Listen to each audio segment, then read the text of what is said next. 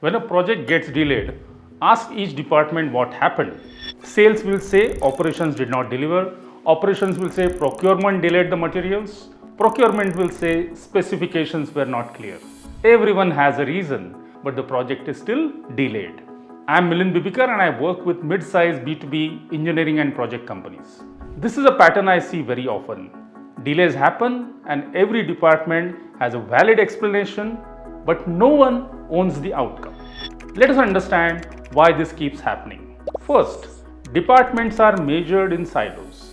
Sales is focused on closing orders, procurement is focused on cost, operations is focused on execution. Each team is optimizing for its own target, but the project requires all of them to move together. When goals are not aligned, delays are almost inevitable. Second, handoffs are not clearly defined.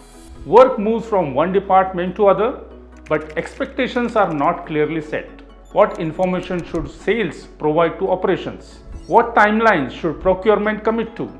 When this is not defined, gaps appear, and those gaps show up as delays later. Third, no single point of ownership. When everyone is involved but no one is accountable end to end, issues get passed around.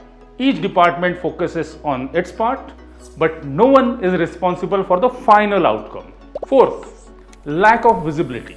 Teams often do not see how their delays impact the next stage. A small delay in procurement can disrupt the entire project schedule. But if that connection is not visible, the urgency is not felt.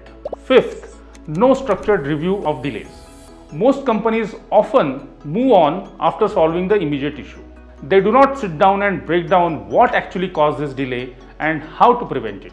So the same pattern repeats. Let me connect this to what usually happens. A project gets delayed, there are multiple calls, multiple explanations, and a lot of effort to fix the situation. Eventually, it gets managed.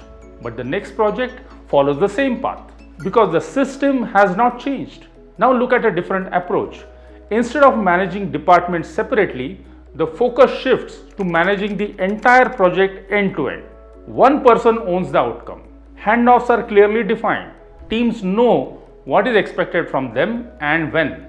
And when delays happen, they are reviewed properly, not to assign blame, but to fix the process.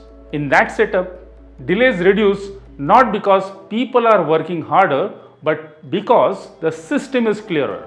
So the real issue is not that people are not responsible, it is that the structure is not designed to shared outcomes.